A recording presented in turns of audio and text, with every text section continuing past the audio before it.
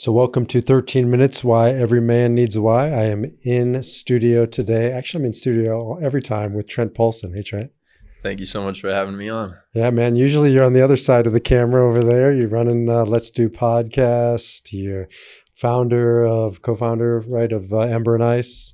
You are creator of the Out of Pocket forthcoming podcast, all around entrepreneur.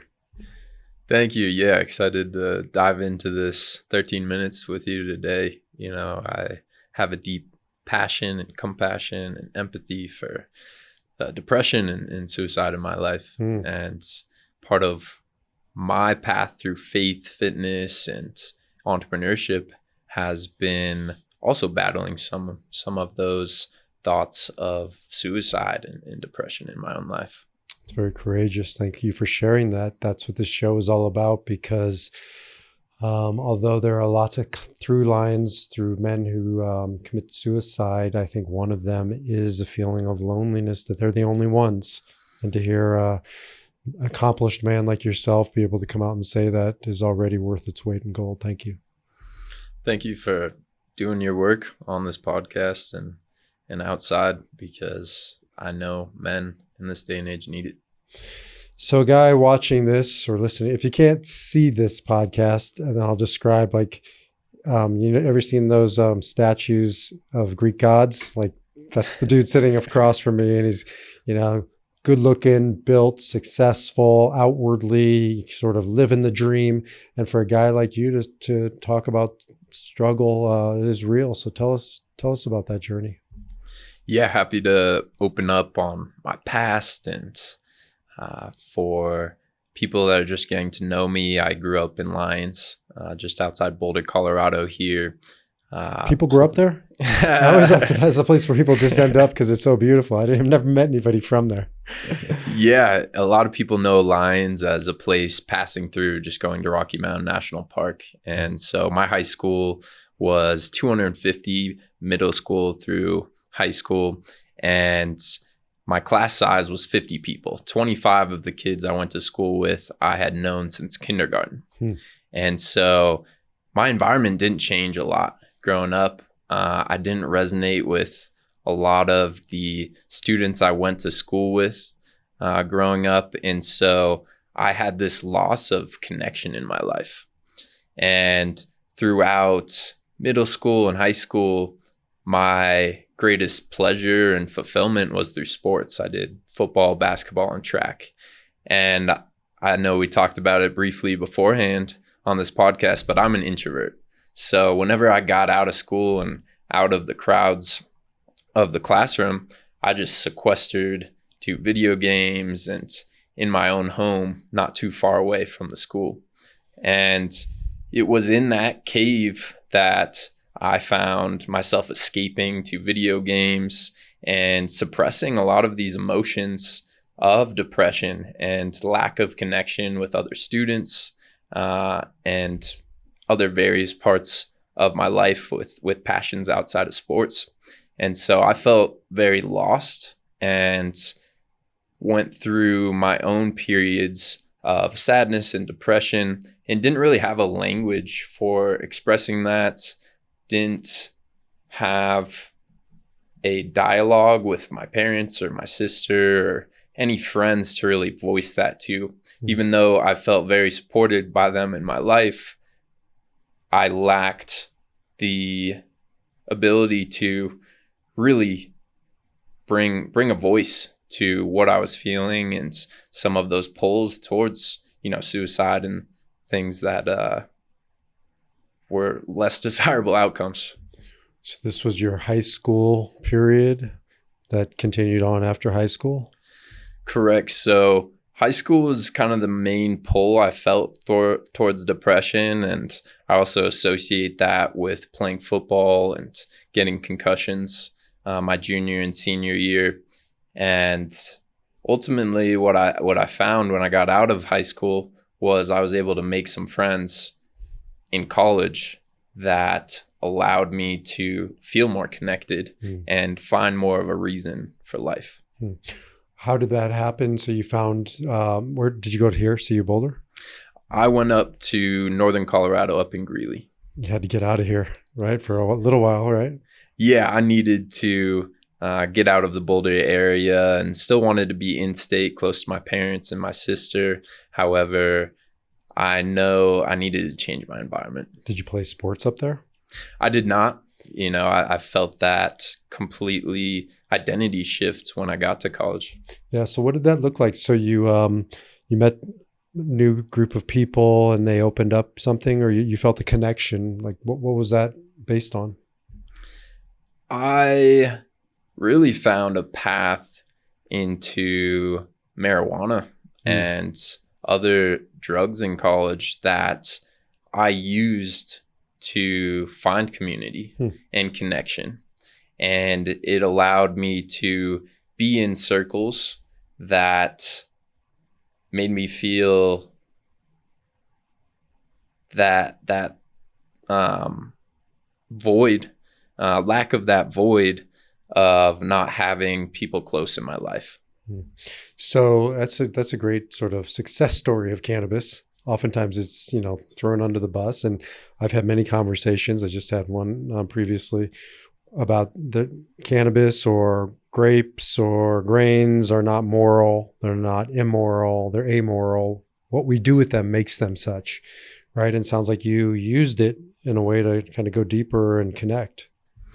Yeah, I strongly believe in moderation of all plant medicines, and marijuana I found as a tool that allowed me to really open up my introverted self, connect with others. It sparked my creativity, and before I knew it, I was smoking every day, and I felt more victim to it. I became reliant on it, and until really my senior year was I able to shift that perspective and separate myself from some of these substances that were having a negative impact on me. So you continued to use them, but now you were in control of how much and when? Yeah. Long story short, I decided to go completely sober from alcohol, cocaine, marijuana in January of 2018. And during that period, I had epiphanies of how destructive those substances were in my own life. And I realized what I was missing was really just this connection to friends and community. And during the withdrawals of those substances, I'd say marijuana was probably the hardest.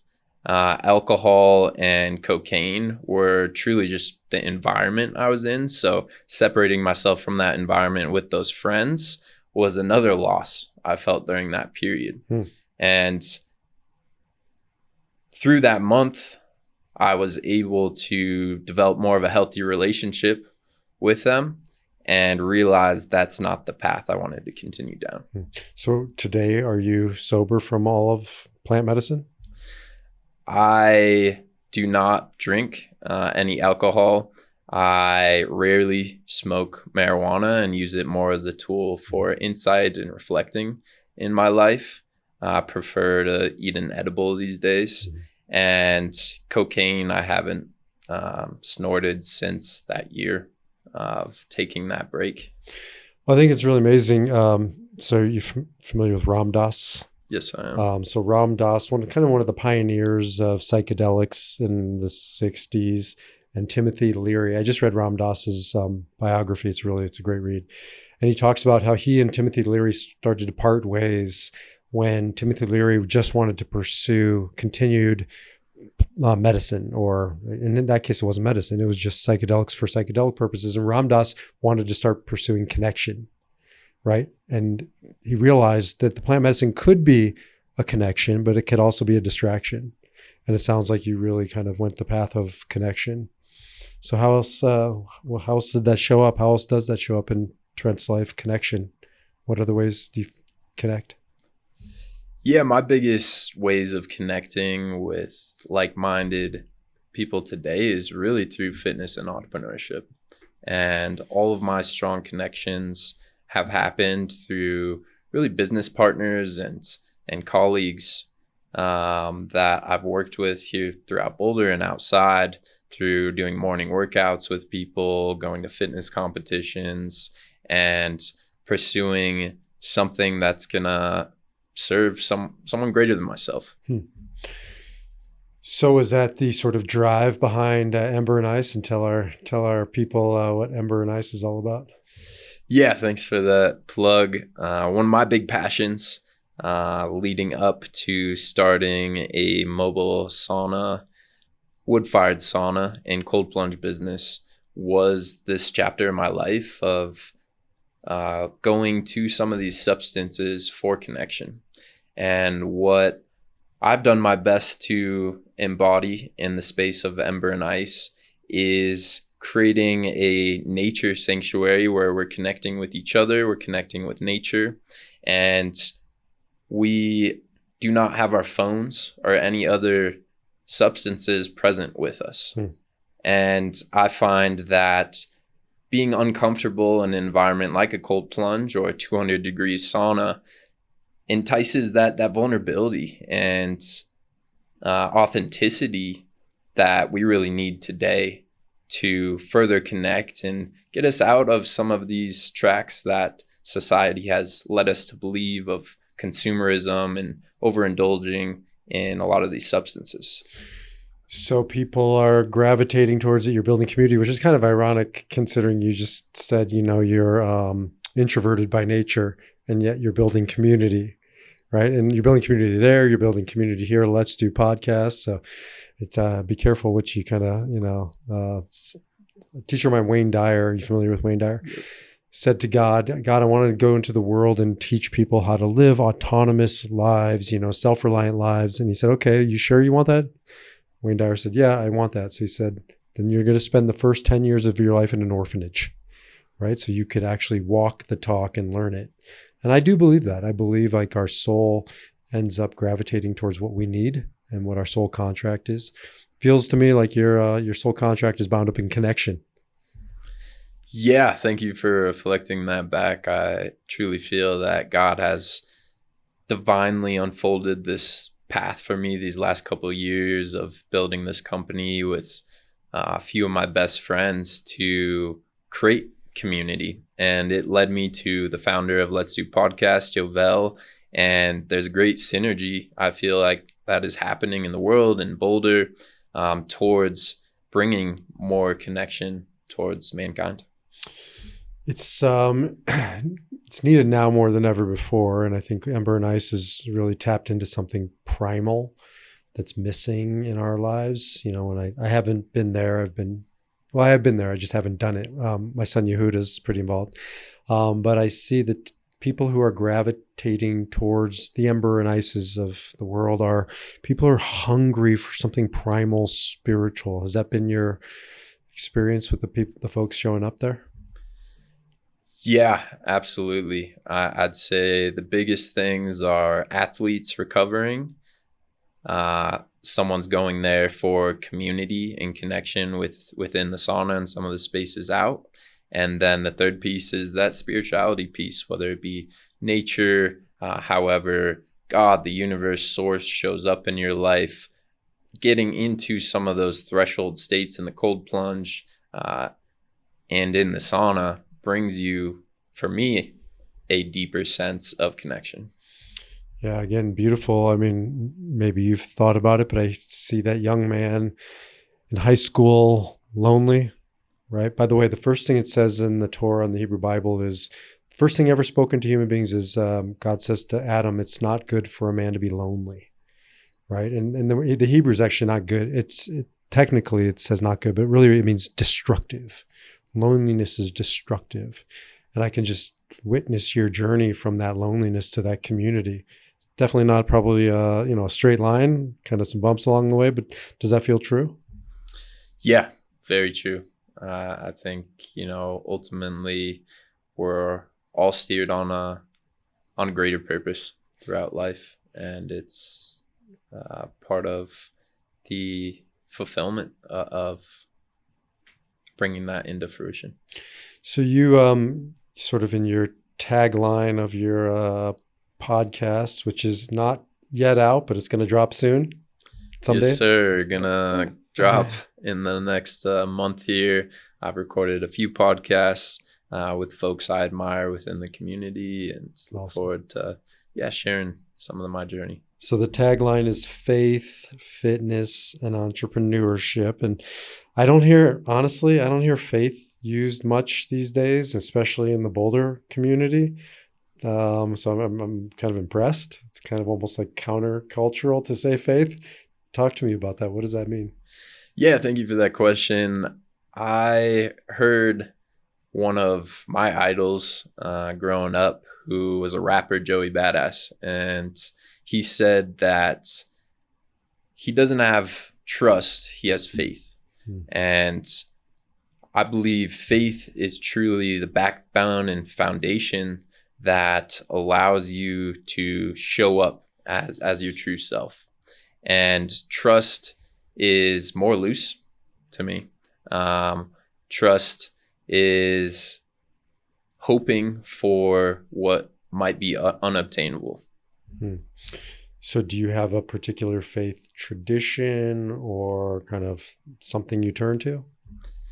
I grew up in high school and middle school with more of a connection to the universe, and further developed into my own spirituality through indulging in some psilocybin and feeling that greater sense of Mother Gaia and connection to everything, plants, animals, everything living. And for the longest time, I said, I'm praying to the universe. I'm in my meditation, connecting with source.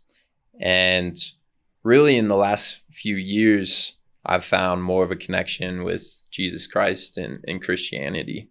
And I believe there is no one way of seeing God.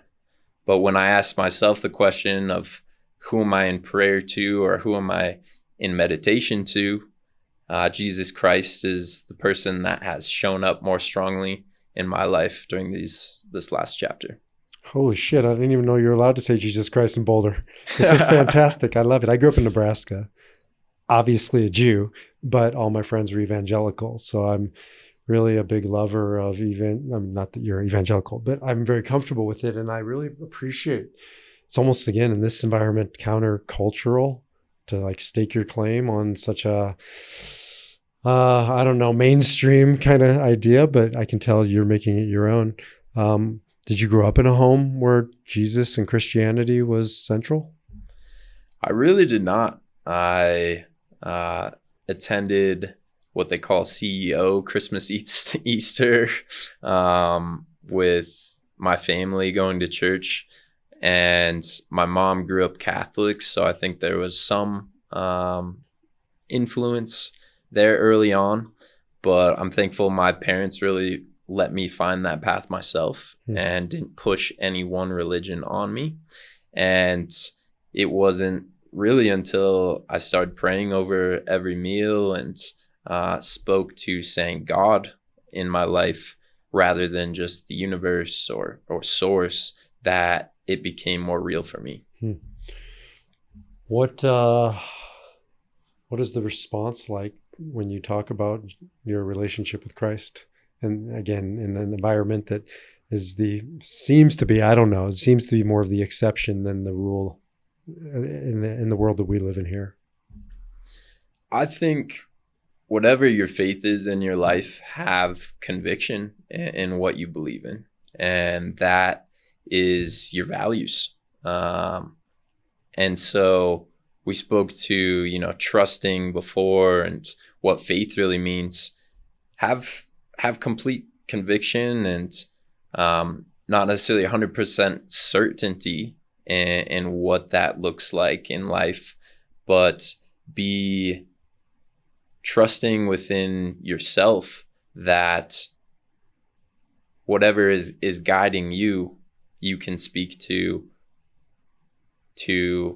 help others find that within themselves. Do you have a church community here in town? Do you live in Boulder? I do. Do you have a church? I have been dropping into Cornerstone Church here in South Boulder, and my view on going to church is there's many ways to connect with God. Mm-hmm. And I do not put any pressure or structure on what that might be on just going to church on Sunday. I mean, I guess in some ways you're building a church, right? Ember and Ice feels very church-like in the sense of a sanctuary where people come and go deeper and tap into faith. That's been my experience. Would you say that's descriptive, fair? Yeah, we've had people reference it as their sauna church, and we call ourselves Nature's Sauna Social Club. And it's beautiful seeing how Ember and Ice has served the community as a place that people can really let go and connect with others and relax their nervous systems from this high stimulus environment that we live in today. So let's talk about entrepreneurship, because I know that's a big component of your, I don't know, purpose, identity. Let's talk about that. What is, faith, fitness, entrepreneurship? Talk to me about entrepreneurship.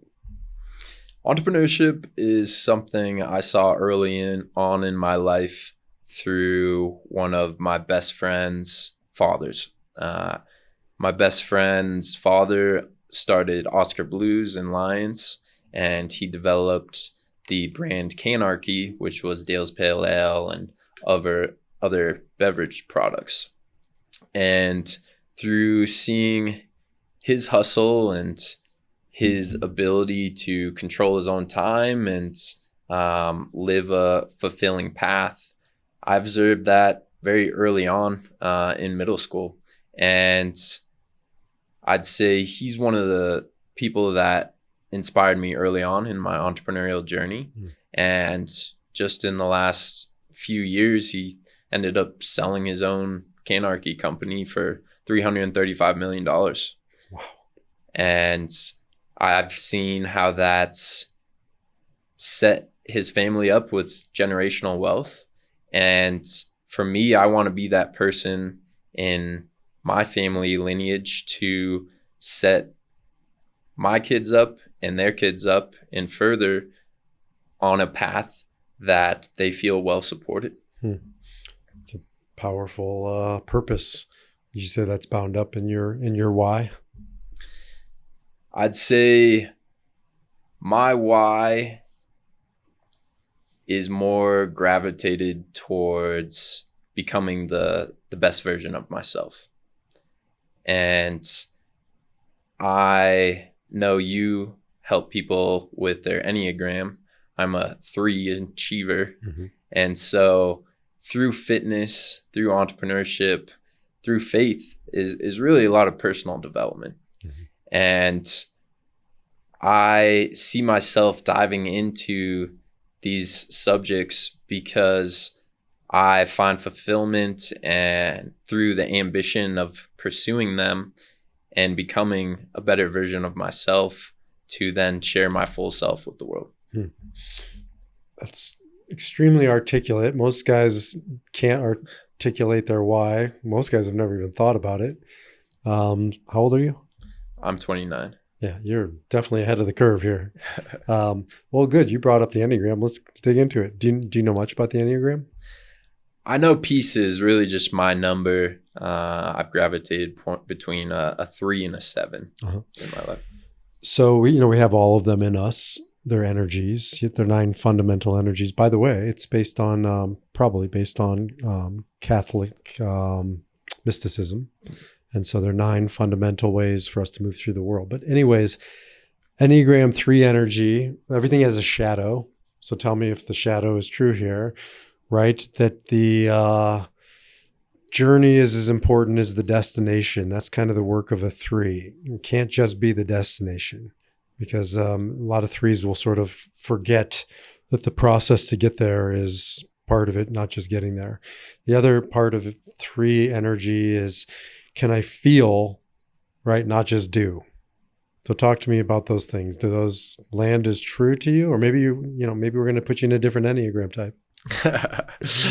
Yeah, I love that perspective of really the shadow of a 3. And I definitely resonate with being a doer and just taking action.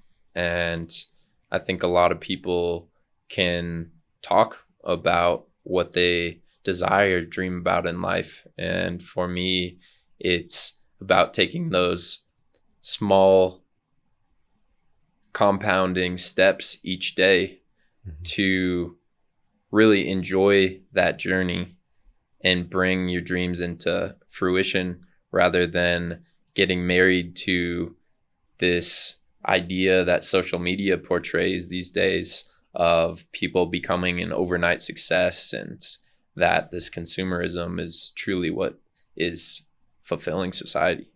So you feel like you do enjoy the journey as much as the destination? Is that hard for you to kind of be present? 3s tend to describe it's hard to be present. It's hard to enjoy, sometimes seeing the failures as it's not the circumstances. I experience it personally as a failure. Does that hit hard? Yeah, I'd say I have always been very self-critical and a perfectionist, especially in my early years of life. That led me into some of those moments of depression. And I have to remind myself frequently to really enjoy the journey and not constantly have that bar raised higher and looking down that path at what's next. You definitely have a lot of the 7. The 7's the enthusiast, the visionary. It's hard to be an entrepreneur without a lot of 7. So clearly that's there too. But yeah, I don't know. It feels to me though that you kind of nailed your Enneagram type. I think it's a 3. Thank you. Yeah, I took the test a while back, and I'd be curious to see how that has reshaped just in the last 2 to 3 years of knowing myself deeper. So back to entrepreneurship, right? You have a Ember and Ice going, and you just kind of took a hit recently. But entrepreneurship is all about pivoting and kind of adapting. Talk to us about what's going on with Ember and Ice. Yeah, to share with people in Boulder community and outside, we ran into an issue on land use within the county. And we were leasing the back lot to Foot of the Mountain Motel here in West Boulder by the Boulder Creek. And in February, we got a letter of land violation. This played out into the next couple of months with the owners and property management team at Foot of the Mountain Motel. They contacted us and let us know that they were selling the motel for $6.57 million. And in order for them to sell the motel, they had to clear this land use violation, which, to be in compliance with the county, they needed to shut us down operations completely.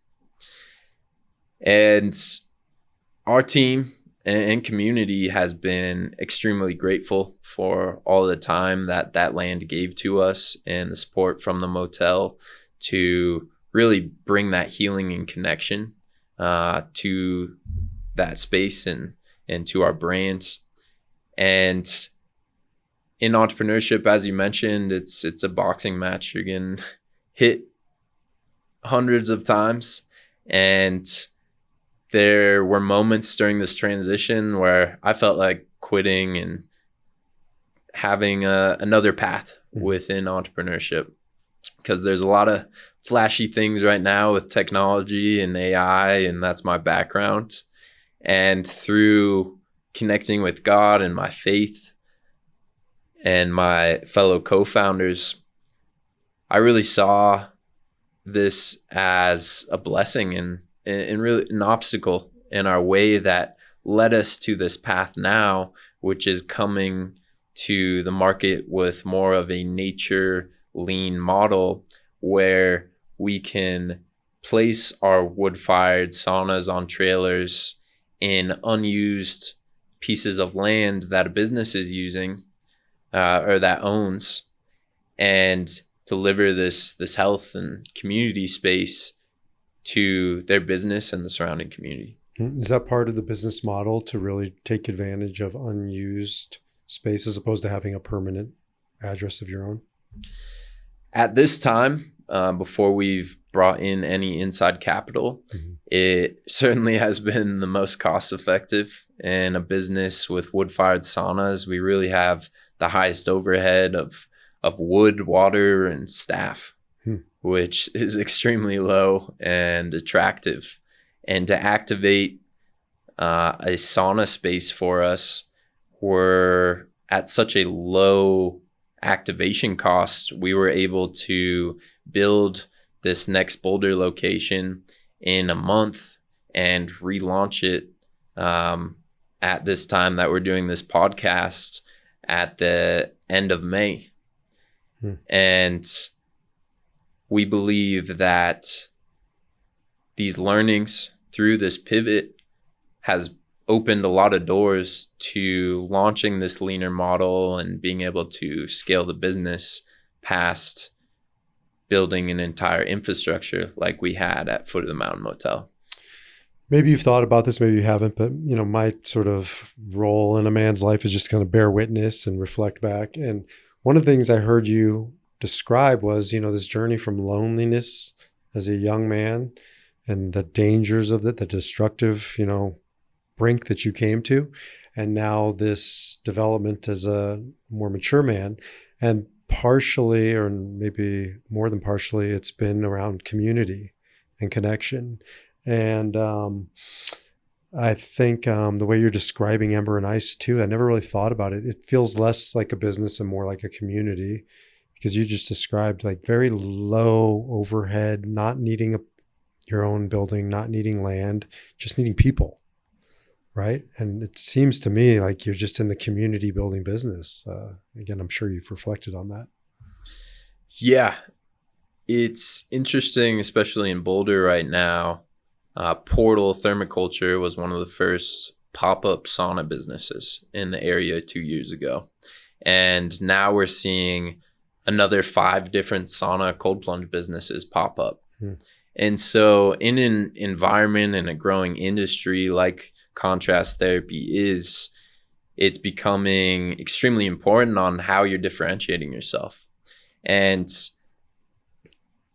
this saturated market that we're relaunching into, we're talking to our members and they're coming back to connect with the people in the community in our space. I'd say even more so than really just getting hot or getting cold.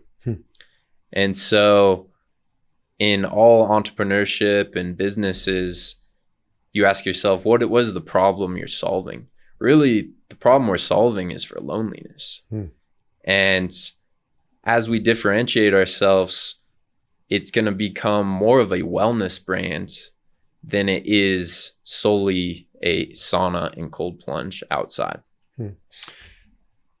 Again, it's quite powerful, the journey that you've been on and where you've ended up, at least for now. But the other thing along those lines is, I see it like Boulder's an extreme, but it's just reflective of their society where technology, it's such a tech heavy kind of environment here. Everybody I talk to is somehow involved in a tech startup or tech this or tech that.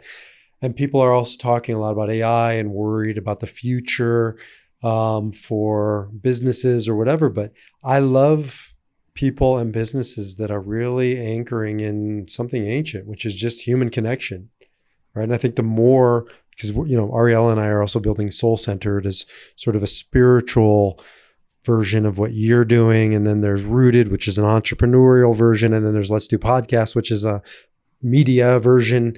But we're all tapping into, I think, things that are going to make us more valuable going forward, which is the need for human connection. I'd love to hear that. Yeah, you have all of those things going on and the correlation between the ambitions.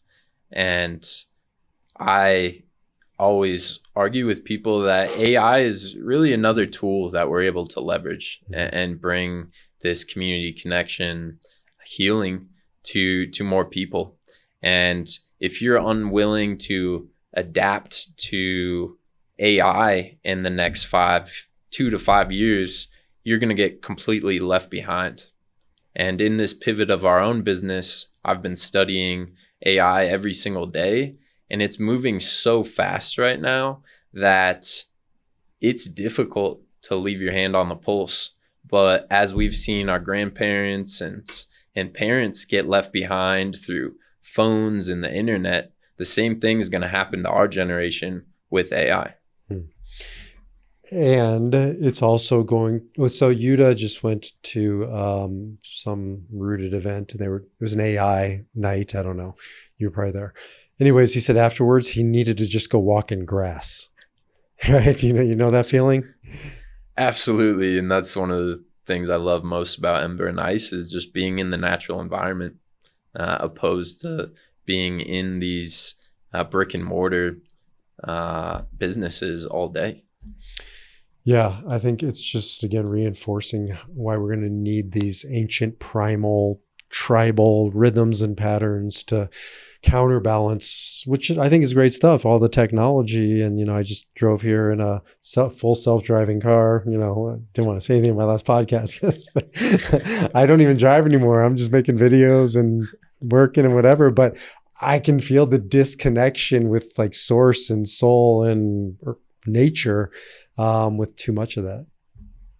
Absolutely. And I would also argue that AI is shifting us out of some of these mundane tasks that we're so used to, like just driving to work that can be mindless. It's allowing us to expand into our own creativity and get deeper into a spiritual route that ultimately is going to be more fulfilling because we're not having to provide for some of those anthropological needs that we've always had. Yeah, I agree with you totally. People say to me all the time because I'm making videos, full self-driving, I get these texts like, how dare you drive while making videos? I'm like, look, schmuck, right? It's 8 times safer to be on full self-driving mode than it is to, every time I look next to me in the car, the dude's on the phone driving. Yeah. At least I'm being honest.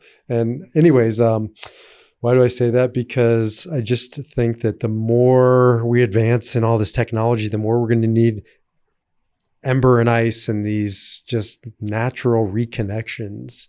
And it doesn't have to be one or the other. Like one doesn't have to be bad or good. But anyways, let's talk one last thing because I wanted to hit on faith. We talked a bit about that, entrepreneurship. Let's talk about fitness. All right. I want to share with you some of my gripes because I like you. I know that we have a relationship now.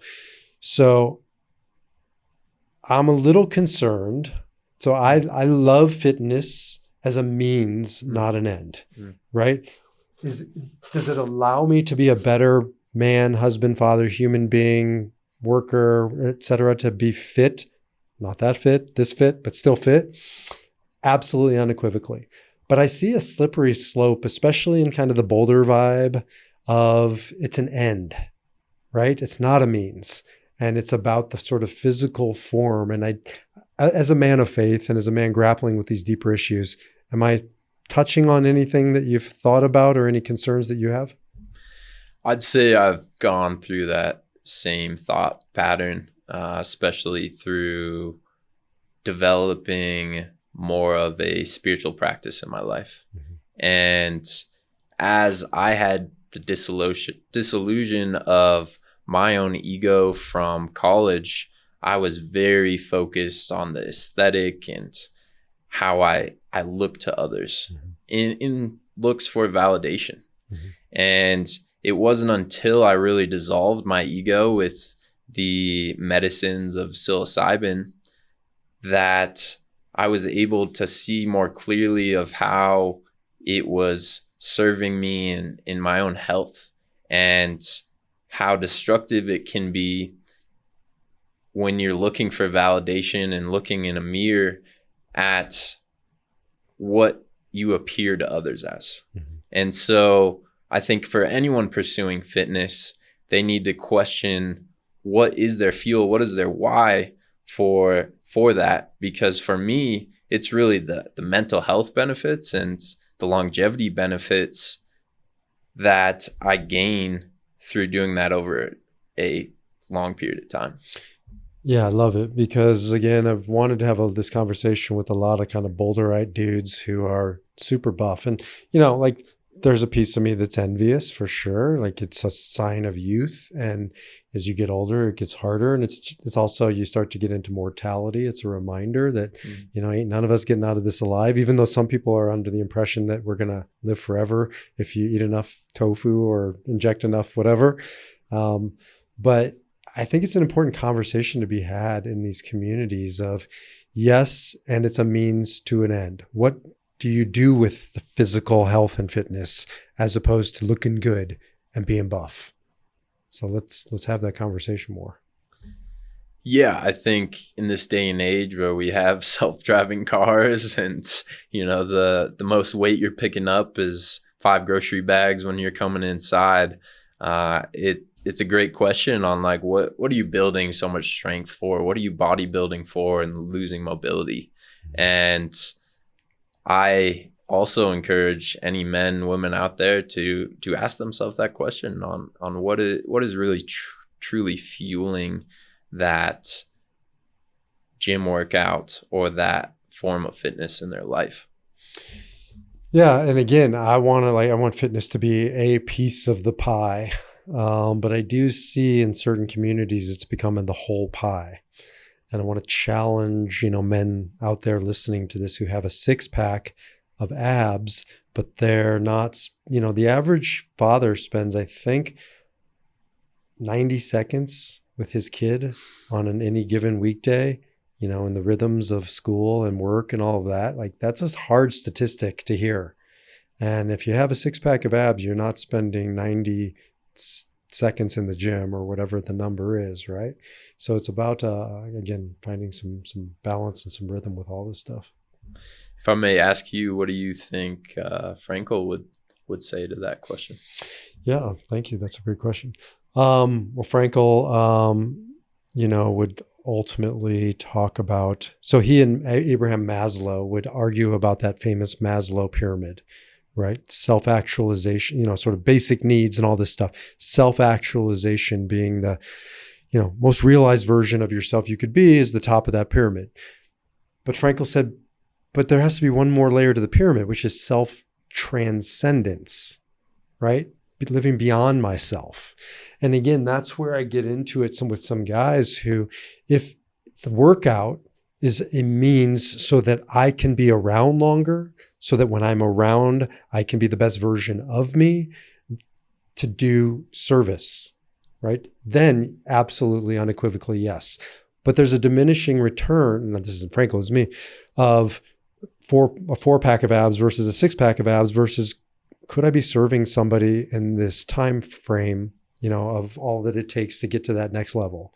And so I think it's just a fine line, but I think Frankl would say, as long as it's in service of someone or something bigger than yourself, yes. But the challenge I see, Trent, with a lot of the physical, and not just working out, it's also the health, it's the biohacking, it's all this stuff, is it becomes very self-focused, self-referential, self-absorbed, and it's a fine line. Yeah, I think there's a fine line, whether it comes to fitness, and earlier in the podcast we're talking about substances, and I like to use the analogy of the pendulum in life. And early on in my life, I had the pendulum swing towards abusing some of these substances, and now that pendulum swung back to the point where I'm extremely sober and health conscious now. And I believe the most fulfilling and rewarding point to be is where that pendulum is more idle. And you're not at an extreme of the spectrum of fitness, bodybuilding, and eating more protein intake every day, or cutting all the carbs out. Or on the other end of the spectrum, you're sitting on the couch watching TV and video games and you're inactive. There is a middle ground, which I think can serve everyone. And only you know what is best for you. Yeah, I love it. But I love your counterbalance with faith and fitness. And I think that that's a differentiator in a marketplace where fitness can degenerate into selfishness. But faith can also degenerate into like otherworldliness and not focusing on this world. So to be able to hold the tension of those two things, I think is really a powerful thing. And I can see that you're doing it. Thank you, B. It's a pleasure to have you here. And I know I'll see you more because you make my podcast happen. But it's a pleasure to get you on this side of the camera. Yeah, thank you so much for having me on 13 Minutes. Love the conversations you're sharing with the world, and look forward to hearing more down the road. It's a pleasure. Thank you. Cheers.